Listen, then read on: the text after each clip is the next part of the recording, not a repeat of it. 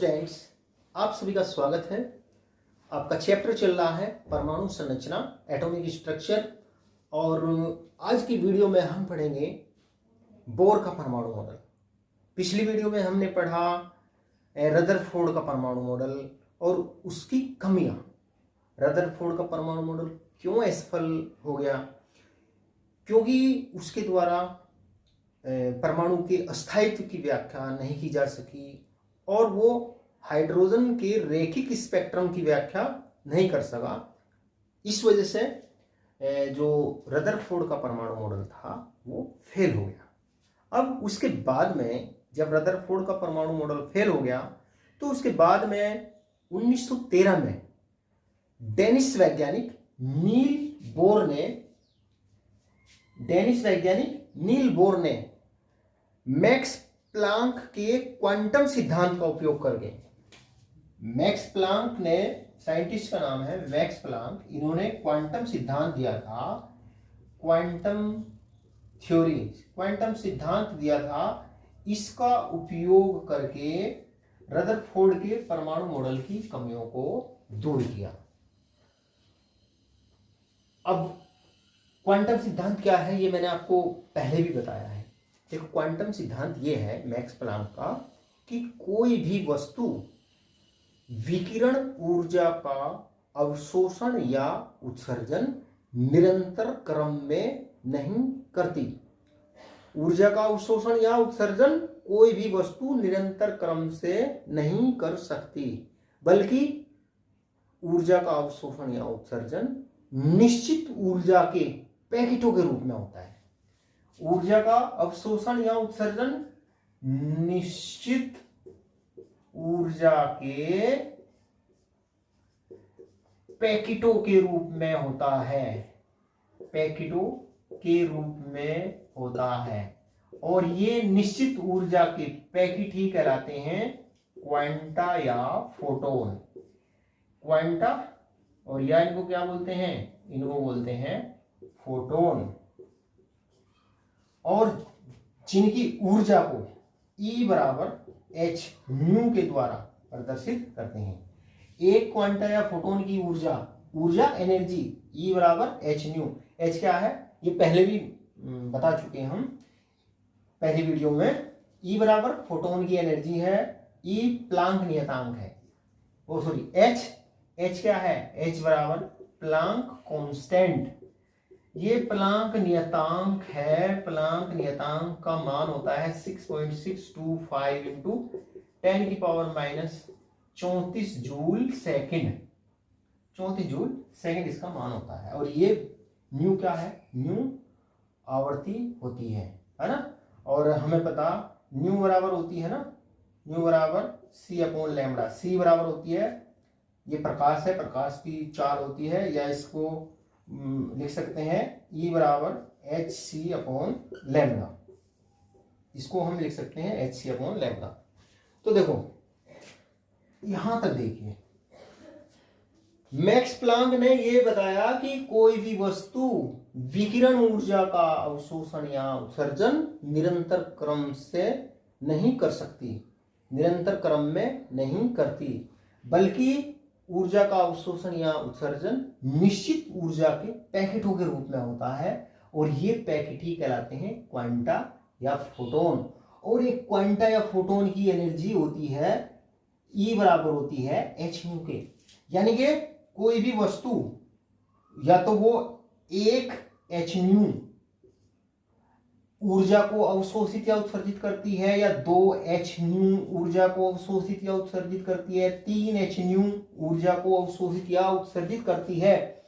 मतलब अवशोषित या उत्सर्जित विकिरण की अवशोषित या उत्सर्जित जो ऊर्जा होती है वो इस h न्यू का पूर्ण गुणित होती है, इस h न्यू का पूर्ण गुणित होती है। यानी कि अवशोषित या उत्सर्जित ऊष्मा ये हो जाएगी 1.5 h न्यू या 2.75 h न्यू, नहीं, इसका इस h न्यू का पूर्ण गुणित होती है ना। 1 2 3 4 5 6 7 8 से मल्टीप्लाई ऐसे है ना, पूर्ण गुणित होती है। तो ये था मैक्स प्लैंक का क्वांटम सिद्धांत कि कोई भी वस्तु विकिरण ऊर्जा का अवशोषण या उत्सर्जन जो है वो निश्चित ऊर्जा के पैकेटों के रूप में करती है, और ये निश्चित ऊर्जा के पैकेट कहलाते हैं क्वांटा या फोटोन। और देखो जो ऊष्मा हीट का जो निश्चित ऊर्जा का जो पैकेट होता है ना, उसको बोलते हैं क्वांटा, उसको बोलते हैं क्वांटा।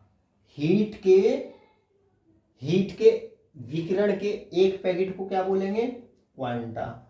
और जो सूर्य होता है, सूर्य का प्रकाश भी विकिरण ऊर्जा है, सूर्य के प्रकाश के विकिरण के एक पैकेट को बोलेंगे फोटोन, है ना।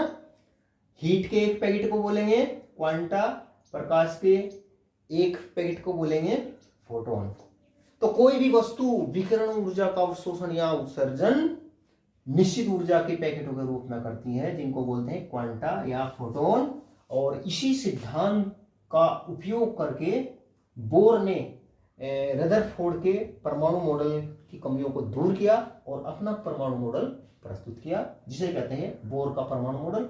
और इस परमाणु मॉडल की जो मुख्य बातें हैं वो इस प्रकार से, और इनको कहते हैं बोर अभिगृहित। बोर के परमाणु मॉडल के जो मुख्य बिंदु है उनको बोलते हैं बोर अभिगृहित, पोस्टुलेट। पोस्टुलेट कहते हैं, या पोस्टुलेट को इनको बोलते हैं अजम्पशन। मतलब अभिगृहित का मतलब होता है ऐसे आधारभूत तथ्य जिन्हें बिना प्रमाण के ही सत्य मान लिया जाए, तो ऐसे तथ्य कहलाते हैं अभिगृहित। ऐसे आधारभूत तथ्य, ऐसे फैक्ट्स जिन्हें बिना प्रमाण के ही सत्य मान लिया जाए, उनको कहते हैं अभिगृहित। तो जो बोर परमाणु मॉडल है, इसके जो मुख्य अभिगृहित कहो या जो इसकी मुख्य बातें हैं वो इस प्रकार से देखते हैं। पहला पॉइंट क्या है? इस मॉडल के अनुसार परमाणु में इलेक्ट्रॉन नाभिक के चारों ओर वर्तीय कक्षाओं में घूमते हैं।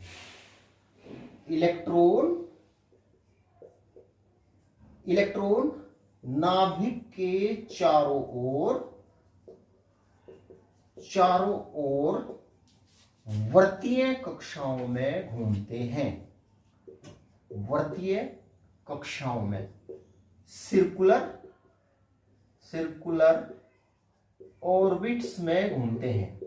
देखो, ये बात तो रदरफोर्ड ने भी कही थी कि परमाणु में इलेक्ट्रॉन जो है वो नाभिक के चारों ओर वर्तीय कक्षाओं में या कहीं बंद वर्तीय कक्षाओं में घूमते हैं। परंतु देखो, परमाणु नाभिक के चारों ओर अनेक वर्तीय कक्षाएं हो सकती है, लेकिन इलेक्ट्रॉन उन सभी वर्तीय कक्षाओं में नहीं घूमते। परमाणु नाभिक के चारों ओर अनेक वर्तीय कक्षाएं संभव है, इसका मतलब ये नहीं कि इलेक्ट्रॉन उन सभी वर्तीय कक्षाओं में घूमते हैं। इलेक्ट्रॉन केवल निश्चित वर्तीय कक्षाओं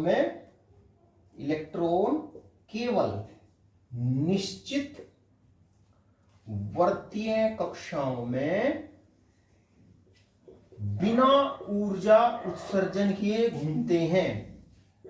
वर्तीय कक्षाओं में बिना ऊर्जा उत्सर्जन किए घूमते हैं।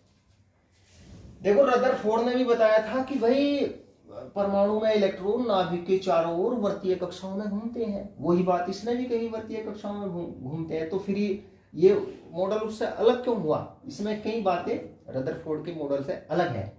जैसे बोर ने बताया कि नाभिक के चारों ओर अनेक वर्तीय कक्षाएं संभव है, लेकिन इलेक्ट्रॉन उन सभी वर्तीय कक्षाओं में नहीं घूमते। इलेक्ट्रॉन केवल निश्चित वर्तीय कक्षाओं में बिना ऊर्जा उत्सर्जन किए घूमते हैं। अब देखते हैं वो निश्चित वर्तीय कक्षाएं कौन सी होती हैं। इलेक्ट्रॉन नाभिक के चारों ओर केवल उन वर्तीय कक्षाओं में घूमते हैं। इलेक्ट्रॉन नाभिक के चारों ओर केवल उन वर्तीय कक्षाओं में घूमते हैं जिनमें इलेक्ट्रॉन का कोणीय संवेग, इलेक्ट्रॉन का कोणीय संवेग h/2 का पूर्ण गुणित होता है। पूर्ण गुणित इंटीग्रल मल्टीपल होता है। इंटीग्रल मल्टीपल होता है। देखो बोर ने ये बताया कि इलेक्ट्रॉन केवल उन्हीं वर्तीय कक्षाओं में घूमते हैं जिनमें इलेक्ट्रॉन का कोणीय संवेग h/2 का पूर्ण गुणित होता है। देखो यदि इलेक्ट्रॉन का द्रव्यमान, यदि इलेक्ट्रॉन का द्रव्यमान m हो, m या इसको m ही लिख सकते हैं।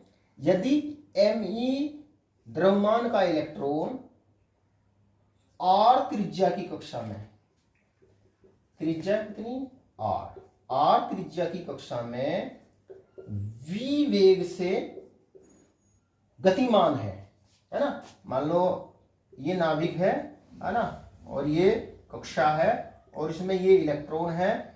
इलेक्ट्रॉन का द्रव्यमान कितना है m, इलेक्ट्रॉन का द्रव्यमान m ही है और इसकी जो त्रिज्या ये r है और ये इलेक्ट्रॉन का वेग v है।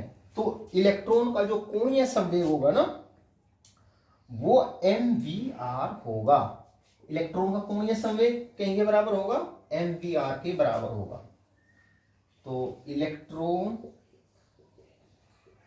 का कोणीय संवेग, इलेक्ट्रॉन का कोणीय संवेग बराबर होगा mvr, या इसको MEVR। तो इलेक्ट्रॉन का कोणीय संवेग तो ये हो गया। अब बोर अभिगृहित के अनुसार इलेक्ट्रॉन उन्हीं वर्तीय कक्षाओं में घूमते हैं जिनमें कोणीय संवेग h/2 का पूर्ण गुणित होता है। तो बोर अभिगृहित के अनुसार, बोर अभिगृहित के अनुसार, देखो ये सबसे इंपॉर्टेंट चीज है बोर के परमाणु मॉडल की। mvr बराबर nh/2 के। इलेक्ट्रॉन केवल उन्हीं कक्षाओं में घूमते हैं जिनमें इलेक्ट्रॉन का कोणीय संवेग, द्रव्यमान को m लिखो या m लिख लो, है ना। mvr बराबर होता है, कोणीय संवेग बराबर होता है nh/2 के। जहां पर n जो है, ये जो n है, n अस्थाई कक्षा को प्रदर्शित करता है और n के जो मान होते हैं वो n बराबर ये जीरो को छोड़ करके कोई पूर्णांक संख्या होती है 1 2 3 4 5 और इसका मान अनंत तक हो सकता है। n का मान अनंत तक हो सकता है।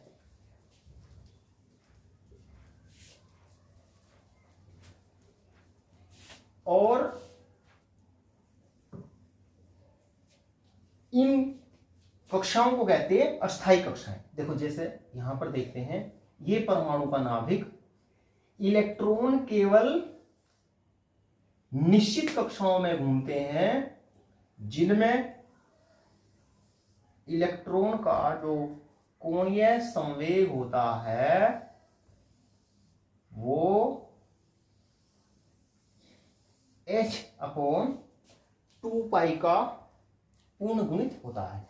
और ये जो n का मान है वो एक, ये नाभिक हो गया है ना, 1 2 3 4 5 6 अनंत तक हो सकता है। और इन कक्षाओं को कहते हैं अस्थाई कक्षाएं। इनको कहते हैं अस्थाई कक्षाएं, स्टेशनरी ऑर्बिट, स्टेशनरी ऑर्बिट्स अस्थाई कक्षाएं कहते हैं। और या इनको कहते हैं मुख्य क्वांटम संख्या। ये जो नंबर है ना 1 2 3 4, इनको कहते हैं मुख्य क्वांटम संख्या। मुख्य क्वांटम संख्या, प्रिंसिपल क्वांटम नंबर, प्रिंसिपल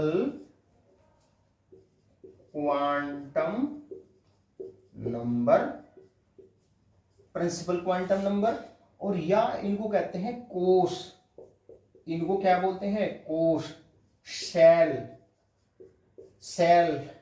और या इनको बोलते हैं ऊर्जा स्तर, ऊर्जा स्तर है ना, energy level, energy level, energy level इनको बोलते हैं।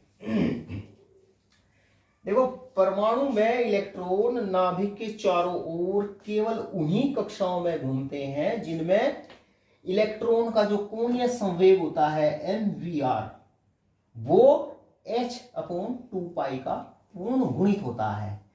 h/2π का पूर्ण गुणित होता है, मतलब इसका मान h/2π को मल्टीप्लाई 1 से 2 से 3 से 4 से इस तरीके से, है ना। तो ये जो n है ना, ये कोई पूर्णांक संख्या होती है ना। और इन संख्याओं को मुख्य क्वांटम संख्या भी कहते हैं। और ये संख्याएं अस्थाई कक्षाओं को प्रदर्शित करती है ना। जैसे ये वाली पहली कक्षा, ये दूसरी कक्षा, ये तीसरी कक्षा, ये पहली अस्थाई कक्षा, ये दूसरी अस्थाई कक्षा, ये तीसरी, ये चौथी, है ना। और इन अस्थाई कक्षाओं को KLMN आदि अक्षरों के द्वारा भी प्रदर्शित करते हैं। ये जो अस्थाई कक्षाएं होती है, इनको KLMNO आदि अक्षरों के द्वारा भी प्रदर्शित करते हैं। और अस्थाई, देखो ये अस्थाई कक्षा है ना, स्टेशनरी ऑर्बिट है ये है ना। और इनको KLMN अक्षरों के द्वारा भी प्रदर्शित करते हैं, है ना। इलेक्ट्रॉन या तो पहली कक्षा में होगा या दूसरी में हो सकता है, तीसरी में भी हो सकता है, चौथी में भी हो सकता है। ये नहीं कि इलेक्ट्रॉन तीसरी और चौथी के बीच में कोई कक्षा उसमें उपस्थित होगा, या दूसरी और तीसरी कक्षा के बीच में कोई और अन्य कक्षा उपस्थित है, उसमें इलेक्ट्रॉन उपस्थित नहीं होगा।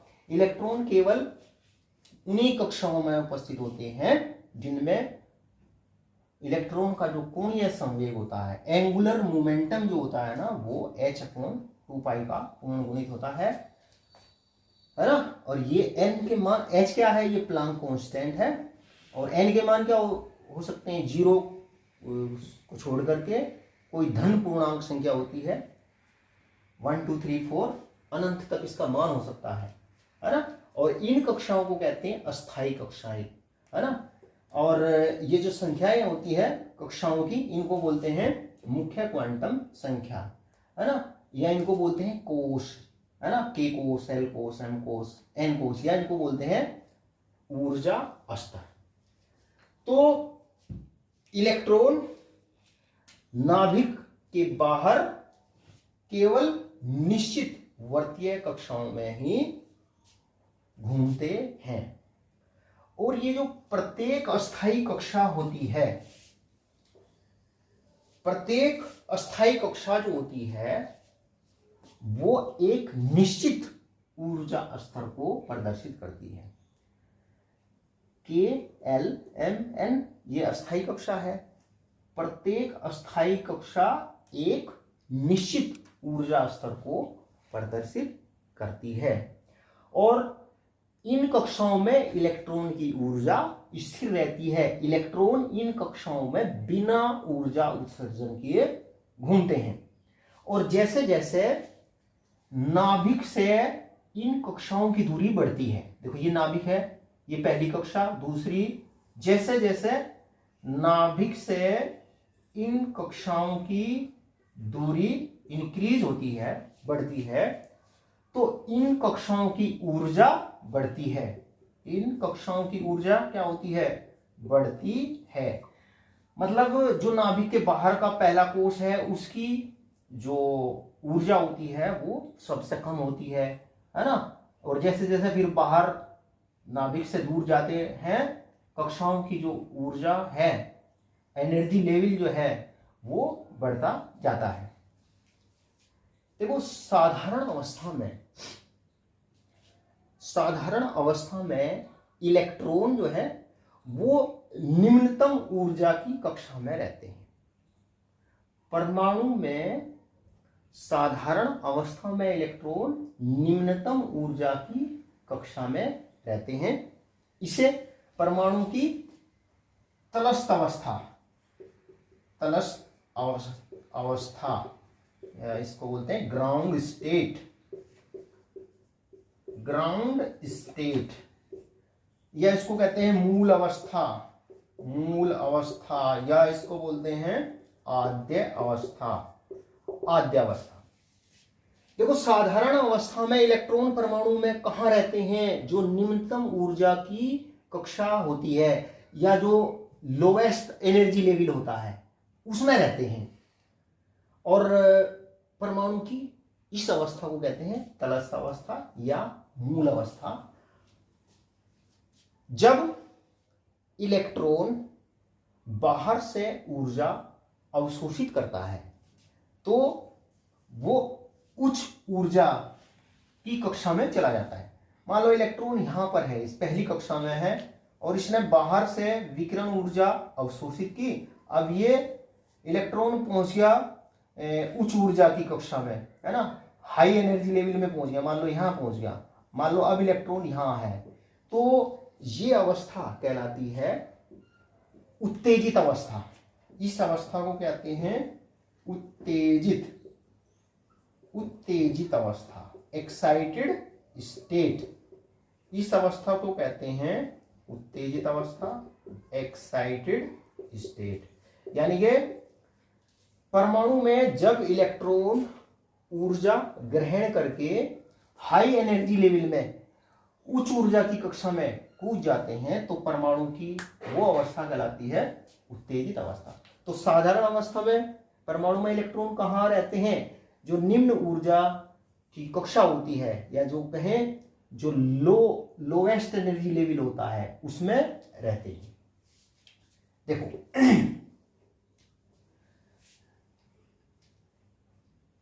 जब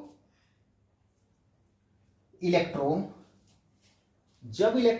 ऊर्जा ग्रहण करता है तो वो ऊर्जा ग्रहण करके हाई एनर्जी लेवल में चला जाता है। और मान low electron high energy level से लो एनर्जी लेवल में आता है, उच्च ऊर्जा की कक्षा से निम्न ऊर्जा की कक्षा में आता है, तो विकिरण ऊर्जा का उत्सर्जन करता है। तो देखो, जब इलेक्ट्रॉन एक ऊर्जा स्तर से दूसरे ऊर्जा स्तर में कूदता है, मान लो 1 से 2 में कूदता है या 2 से 1 ऊर्जा स्तर में कूदता है। जब इलेक्ट्रॉन एक ऊर्जा स्तर से दूसरे ऊर्जा स्तर में कूदता है तो इन दोनों ऊर्जा स्तरों की ऊर्जा का अंतर विकिरण ऊर्जा के रूप में अवशोषित या उत्सर्जित होता है। देखो, मान लो ये पहला एनर्जी लेवल है, पहली अस्थायी कक्षा है, इसमें इलेक्ट्रॉन की ऊर्जा E1 है ना। ये दूसरी अस्थायी कक्षा है या कहें दूसरा एनर्जी लेवल है, इसमें इलेक्ट्रॉन की ऊर्जा क्या है? इस ऊर्जा स्तर की ऊर्जा क्या है? E2 है ना। तो इन ऊर्जा स्तरों की ऊर्जा का जो अंतर है, मान लीजिए वो डेल्टा E है। जब इलेक्ट्रॉन एक ऊर्जा स्तर से दूसरे ऊर्जा स्तर में कूदता है तो उन दोनों ऊर्जा स्तरों की, दोनों एनर्जी लेवल की ऊर्जाओं का अंतर विकिरण ऊर्जा के रूप में अवशोषित या उत्सर्जित होता है। और हमें मालूम है जो डेल्टा ई बराबर होता है, ई बराबर एच न्यू के होता है, एच न्यू के होता है, एच न्यू ये आवर्ती है, और न्यू बराबर होता है सी अपॉन लैम्बडा के, या इसको हम लिख सकते हैं एच सी अपॉन लैम्बडा। तो जब इलेक्ट्रॉन एक एनर्जी लेवल से दूसरे एनर्जी लेवल में जाता है तो उन एनर्जी लेवल की ऊर्जाओं का अंतर विकिरण ऊर्जा के रूप में अवशोषित या उत्सर्जित होता है, जिसकी तरंगदैर्ध्य लैम्बडा, जिसकी तरंगदैर्ध्य लैम्बडा या जिसकी जो आवर्ती म्यू होती है को हम इस सूत्र से निकाल सकते हैं, है ना। डेल्टा ई बराबर जो विकिरण अवशोषित या, और ये सी क्या है, ये सी है प्रकाश की चाल, एच तो होता है प्लांक कांस्टेंट, सी होता है ये प्रकाश की चाल होती है, और ये लैम्बडा होती है वेवलेंथ, तरंगदैर्ध्य होती है। क्योंकि इलेक्ट्रॉन की जो ऊर्जा होती है वो क्वांटित होती है, मतलब ये जो डेल्टा ई है ना, डेल्टा ई का मान 1 एच न्यू हो सकता है, 2 एच न्यू हो सकता है, 3 एच न्यू हो सकता है, मतलब एच न्यू का पूर्ण गुणित होता है। तो इसलिए जब इलेक्ट्रॉन एक एनर्जी लेवल से दूसरे एनर्जी लेवल में कूदता है तो निश्चित वेवलेंथ की, निश्चित तरंगदैर्ध्य की विकिरण उत्सर्जित होता है, और इसीलिए जो हाइड्रोजन का स्पेक्ट्रम होता है ना उसमें निश्चित तरंगदैर्ध्य पार्टिकुलर वेवलेंथ की रेखाएं होती है। देखो जो हाइड्रोजन का स्पेक्ट्रम होता है ना, हाइड्रोजन के स्पेक्ट्रम में निश्चित तरंगदैर्ध्य पार्टिकुलर वेवलेंथ की रेखाएं होती है, या कहें निश्चित आवर्ती की रेखाएं होती है हाइड्रोजन के स्पेक्ट्रम में। वो हाइड्रोजन के स्पेक्ट्रम में निश्चित आवर्ती की रेखाएं क्यों उत्पन्न होती है? क्योंकि इलेक्ट्रॉन की जो ऊर्जा होती है जो वो अवशोषित करता है या उत्सर्जित करता है वो क्वांटित होती है, उसके कुछ निश्चित मान होते हैं, और उसकी तरंगदैर्ध्य को इस सूत्र के द्वारा निकाल सकते हैं। तो इस प्रकार से इस मॉडल के द्वारा हाइड्रोजन के रैखिक स्पेक्ट्रम की व्याख्या सफलतापूर्वक की गई। अब देखते हैं बोर के परमाणु मॉडल की उपलब्धियां। बोर के परमाणु मॉडल की क्या उपयोगिता है? देखो पहली उपलब्धि देखते हैं। देखो इसके द्वारा परमाणु के अस्थायित्व की व्याख्या की गई। इस मॉडल के द्वारा परमाणु के अस्थायित्व, स्टेबिलिटी, अस्थायित्व की व्याख्या की गई। देखो इस बोर ने यह बताया कि परमाणु में इलेक्ट्रॉन केवल निश्चित वर्तीय कक्षाओं में बिना ऊर्जा उत्सर्जन किए घूमते हैं। तो इस प्रकार से ये परमाणु मॉडल परमाणु के अस्थायित्व की व्याख्या करता है। दूसरा, ये हाइड्रोजन परमाणु के रैखिक स्पेक्ट्रम की व्याख्या करता है। ये हाइड्रोजन परमाणु के रैखिक स्पेक्ट्रम, देखो ये स्पेक्ट्रम क्या होता है इसके बारे में हम पहले बात कर चुके हैं। जो हाइड्रोजन का रैखिक स्पेक्ट्रम होता है ना उसमें पार्टिकुलर वेवलेंथ की रेखाएं होती है, एक निश्चित तरंगदैर्ध्य की रेखाएं होती हैं, कुछ निश्चित रेखाएं होती हैं, पार्टिकुलर वेवलेंथ की कुछ निश्चित रेखाएं होती हैं। तो ये मॉडल हाइड्रोजन परमाणु के रैखिक स्पेक्ट्रम की व्याख्या, क्योंकि जो हाइड्रोजन परमाणु का रैखिक स्पेक्ट्रम होता है ना उसमें निश्चित वेवलेंथ, पार्टिकुलर वेवलेंथ की रेखाएं होती हैं, और वो रेखा निश्चित रेखाएं क्यों होती है हाइड्रोजन स्पेक्ट्रम में? क्योंकि इलेक्ट्रॉन की ऊर्जा जो होती है ना, मैंने आपको बताया, वो क्वांटित होती है ना। Electron 1 H new, 2 H new, है ना, 3 H न्यू, 4 H न्यू, है ना। ये H न्यू का पूर्ण गुणित मात्रा ही इलेक्ट्रॉन अवशोषित या उत्सर्जित कर सकता है। इसलिए स्पेक्ट्रम में निश्चित आवर्ती की रेखाएं होती है, निश्चित आवर्ती की या कहें निश्चित वेवलेंथ की रेखाएं होती हैं। तो ये हाइड्रोजन के रेखिक स्पेक्ट्रम की व्याख्या करता है। जो एक इलेक्ट्रॉन स्पीशीज होती है, देखो एक इलेक्ट्रॉन स्पीशीज जिनमें एक इलेक्ट्रॉन होता है, एक इलेक्ट्रॉन स्पीशीज जैसे एक इलेक्ट्रॉन स्पीशीज जैसे हाइड्रोजन परमाणु, जैसे हाइड्रोजन परमाणु, जैसे जैसे हीलियम आयन, है ना। हीलियम में 2 परमाणु होते हैं, एक इलेक्ट्रॉन त्याग दिया तो इसमें एक इलेक्ट्रॉन है, हीलियम आयन। लिथियम आयन, है ना, इस पर 2 यूनिट पॉजिटिव चार्ज, इसका 3 इलेक्ट्रॉन होते हैं, 2 त्याग दिया तो 1 इलेक्ट्रॉन इसमें है। तो ये एक इलेक्ट्रॉन स्पीशीज है। एक इलेक्ट्रॉन स्पीशीज की विभिन्न कक्षाओं में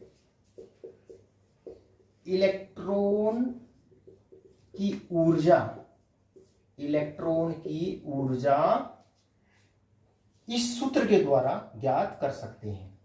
और सूत्र क्या है? सूत्र ये है En, मतलब nth कक्षा में इलेक्ट्रॉन की जो ऊर्जा होती है वो बराबर होती है -2π² me⁴ Z²। Z जो होता है ये परमाणु क्रमांक होता है, Z²/n²h²। इस सूत्र के द्वारा जो एक इलेक्ट्रॉन स्पीशीज होती है, विभिन्न कक्षाओं में इलेक्ट्रॉन की ऊर्जा, nth कक्षा में इलेक्ट्रॉन की ऊर्जा को इस सूत्र के द्वारा ज्ञात कर सकते हैं। देखो ये m क्या है? इलेक्ट्रॉन का द्रव्यमान। m क्या है? m इलेक्ट्रॉन का द्रव्यमान है ना। E जो होता है ये आवेश होता है। E क्या होता है? E आवेश होता है, E आवेश होता है। और Z क्या होता है? Z होता है परमाणु क्रमांक, Z होता है परमाणु क्रमांक। और N जो होती है ये N जो होती है इलेक्ट्रॉन की कक्षा, है ना। 1 2 3 4 कौन सी कक्षा में इलेक्ट्रॉन है? इलेक्ट्रॉन की कक्षा है। और H जो होता है ये प्लांक कांस्टेंट होता है, प्लांक नियतांक होता है, ये प्लांक नियतांक होता है। तो देखो जब हम इनके मान रखते हैं विभिन्न मात्रकों में जब हम इनके मान रखते हैं ना, तो ये वैल्यू आती है En बराबर nth कक्षा में इलेक्ट्रॉन की ऊर्जा। देखो पाई का मान भी निश्चित होता है, इलेक्ट्रॉन के द्रव्यमान का मान भी निश्चित होता है, आवेश का मान भी निश्चित होता है, H भी प्लांक कांस्टेंट ये भी नियतांक होता है ना। तो ये बचा क्या? Z²n²। और यहाँ आता है जब हम इनका मान रखते हैं -2.18 10⁻⁻18 इंटू Z²/n², जूल प्रति परमाणु,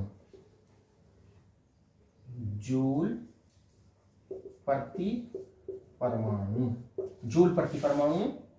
या ये बराबर होता है nth कक्षा में इलेक्ट्रॉन की ऊर्जा बराबर होती है -13.6 इंटू Z², परमाणु क्रमांक अपॉन ये इलेक्ट्रॉन की कक्षा n², इलेक्ट्रॉन वोल्ट प्रति परमाणु, या nth कक्षा में इलेक्ट्रॉन की ऊर्जा बराबर होती है 1312 into Z square upon N square, है ना। और इसका मान आता है किलो जूल प्रति मोल। तो इस सूत्र के द्वारा विभिन्न कक्षाओं में हम इलेक्ट्रॉन की ऊर्जा निकाल सकते हैं। ये सूत्र आपको फिजिक्स में भी काम आएंगे, न्यूमेरिकल निकालने में। बस आपको ये सूत्र याद रखने हैं, है ना। तो देखो, अगर हम विभिन्न कक्षाओं में इलेक्ट्रॉन की ऊर्जा मान लो हाइड्रोजन परमाणु के लिए निकाल रहे हैं, हाइड्रोजन परमाणु के लिए, हाइड्रोजन का परमाणु क्रमांक कितना होता है? एक इलेक्ट्रॉन होता है। देखो, परमाणु क्रमांक जेड का मान 1 हो जाएगा। अगर हम पहली कक्षा में निकालें, पहली कक्षा में देखो, यहाँ पहली कक्षा में इलेक्ट्रॉन की ऊर्जा कितनी आएगी? 2.18 इंटू 10 की पावर -18 जूल, है ना। ये भी 1 स्क्वायर, ये भी 1 स्क्वायर, है ना। अगर हम दूसरी कक्षा में देखें, है ना, ये माइनस है, माइनस। अगर हम दूसरी कक्षा में देखें तो इलेक्ट्रॉन की ऊर्जा ये आएगी 0.545, है ना। एन स्क्वायर हो जाएगा 2 दूनी 4 दूसरी कक्षा में, इंटू 10 की पावर -18 जूल, है ना। और ये भी माइनस में है। ये पहली कक्षा, ये दूसरी, ऐसे तीसरी के लिए निकाल सकते हैं। तो हम देख रहे हैं कि जैसे जैसे नाभिक से कक्षा की दूरी बढ़ती है ना, तो जो ऊर्जा है, जो कक्षा की जो ऊर्जा है ना, उसका मान बढ़ता है। जो ये विभिन्न कक्षाएं हैं, इनकी ऊर्जा का मान बढ़ता है। और देखो, यहां पर ये नेगेटिव, इलेक्ट्रॉन की ऊर्जा को नेगेटिव साइन दिया हुआ है। इलेक्ट्रॉन की ऊर्जा को नेगेटिव साइन दिया हुआ है। ये नेगेटिव साइन इसलिए दिया हुआ है, देखो, जब इलेक्ट्रॉन देखो, इलेक्ट्रॉन कहाँ हो सकता है? विभिन्न कक्षाओं में हो सकता है। जब इलेक्ट्रॉन नाभिक के द्वारा आकर्षित होता है, और मान लो वो किसी कक्षा में है, मान लो पहली कक्षा में ही है, जब इलेक्ट्रॉन नाभिक के द्वारा आकर्षित होता है, क्योंकि वो नाभिक इलेक्ट्रॉन पर आकर्षण बल लगाता है, तो इलेक्ट्रॉन ऊर्जा का उत्सर्जन करता है। इलेक्ट्रॉन ऊर्जा का उत्सर्जन करता है, जिससे उसकी ऊर्जा कम हो जाती है। तो इसलिए इलेक्ट्रॉन की जो ऊर्जा है ना, उसको नेगेटिव साइन देते हैं, है ना। इलेक्ट्रॉन पर इतनी ऊर्जा लगा दीजिए, जैसे मान लो इलेक्ट्रॉन यहाँ है दूसरे कोष में, इतनी पॉजिटिव एनर्जी उसको निकालने के लिए देनी पड़ेगी, है ना। देखो, अगर n का मान इनफाइनाइट हो, इनफाइनाइट का मतलब अगर इलेक्ट्रॉन नाभिक से मुक्त हो, मतलब नाभिक के आकर्षण बल से इलेक्ट्रॉन मुक्त हो। नाभिक के आकर्षण बल से इलेक्ट्रॉन मुक्त कब होगा? जब वो नाभिक से अनंत दूरी पर होगा। तो जब ये मान रखते हैं ना, n का मान, तो ये इलेक्ट्रॉन की जो ऊर्जा है, इसका मान आता है 0। यानी कि जब इलेक्ट्रॉन नाभिक के प्रभाव से मुक्त होता है, नाभिक से वो अनंत दूरी पर होता है, अनंत कक्षा में होता है, अनंतवीं कक्षा में होता है, तो उसकी ऊर्जा का मान 0 लेते हैं। जैसे जैसे नाभिक के पास आता है इलेक्ट्रॉन उसको आकर्षित करता है, जिससे इलेक्ट्रॉन जो है वो ऊर्जा का उत्सर्जन करता है और उसकी ऊर्जा घटती जाती है। तो इस प्रकार से इस सूत्र के द्वारा हम इलेक्ट्रॉन की ऊर्जा निकाल सकते हैं। इसी प्रकार से जो एक इलेक्ट्रॉन स्पीशीज है, जैसे हाइड्रोजन परमाणु, जैसे हीलियम का आयन, जैसे लिथियम का ये धनायन, ये क्या है? एक इलेक्ट्रॉन स्पीशीज है। एक इलेक्ट्रॉन स्पीशीज, एक इलेक्ट्रॉन स्पीशीज के लिए इलेक्ट्रॉन की विभिन्न कक्षाओं की त्रिज्या निम्न सूत्र के द्वारा निकाल सकते हैं। विभिन्न इलेक्ट्रॉन की विभिन्न कक्षाओं की त्रिज्या इस सूत्र के द्वारा हम निकाल सकते हैं। तो वो सूत्र क्या है? सूत्र ये है Rn मतलब nth कक्षा की त्रिज्या बराबर होती है n square h square upon 4 pi square m e square z m e square z। तो इस सूत्र के द्वारा हम जो इलेक्ट्रॉन की विभिन्न कक्षाओं की त्रिज्या निकाल सकते हैं। n क्या है, इलेक्ट्रॉन की कक्षा है। h क्या है, प्लांक नियतांक है। ये पाई है, ये इलेक्ट्रॉन का द्रव्यमान है। e क्या है, आवेश है। z क्या है, z जो होता है ये परमाणु क्रमांक होता है। और देखो जब हम प्लांक नियतांक का मान इसमें रखते हैं, पाई का मान, e और m का मान रखते हैं, क्योंकि ये नियतांक होता है, तो इलेक्ट्रॉन की जो त्रिज्या होती है ना nth कक्षा में, उसका मान ये आता है 0.529 angstrom into n square upon z। n square upon z। देखो इस सूत्र के द्वारा हम इलेक्ट्रॉन की कक्षा की त्रिज्या निकाल सकते हैं। और या हम इसको इस तरीके से भी लिख सकते हैं, Rn बराबर एंगस्ट्रॉम की जगह हम 10 की पावर माइनस 10 मीटर लिख सकते हैं। 0.529 इंटू 10 की पावर माइनस 10 मीटर, है ना, into n square upon z, है ना। तो इस सूत्र के द्वारा विभिन्न कक्षाओं में इलेक्ट्रॉन की त्रिज्या निकाल सकते हैं। तो सूत्र नोट करिए। अब आगे देखो, रीडबर्ग वैज्ञानिक का नाम है रीडबर्ग ने हाइड्रोजन के स्पेक्ट्रम में पाए जाने वाली विभिन्न रेखाओं, देखो हाइड्रोजन के स्पेक्ट्रम में विभिन्न रेखाएं पाई जाती हैं। तो रीडबर्ग ने इस बोर मॉडल के आधार पर हाइड्रोजन के स्पेक्ट्रम में पाए जाने वाली विभिन्न रेखाओं की तरंगदैर्ध्य को निकालने का एक सूत्र दिया इसी मॉडल के आधार पर। और वो सूत्र ये है, सूत्र नोट करो, वेव नंबर, तरंग संख्या बराबर होती है 1/λ बराबर 1.09677 इंटू 10 की power 7 into 1/n1 square minus n2 square. इस सूत्र मीटर इनवर्स। तो इस सूत्र के द्वारा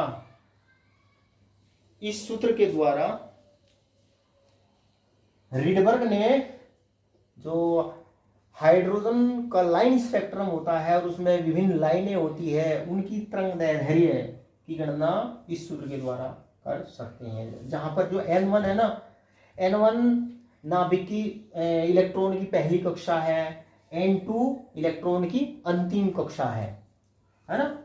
जब इलेक्ट्रॉन n1 कक्षा से n2 कक्षा में कूदता है तो उसकी तरंगदैर्ध्य को जब वो विकिरण का उत्सर्जन करता है, इस सूत्र के द्वारा निकाल सकते हैं। और इसी प्रकार से देखो, बोर के इस परमाणु मॉडल के द्वारा इलेक्ट्रॉन का वेग निकाल सकते हैं। इलेक्ट्रॉन का वेग इस सूत्र के द्वारा निकाल सकते हैं। इलेक्ट्रॉन का वेग v बराबर होता है 2.19 इंटू 10 की पावर 6 z अपॉन n मीटर प्रति सेकंड।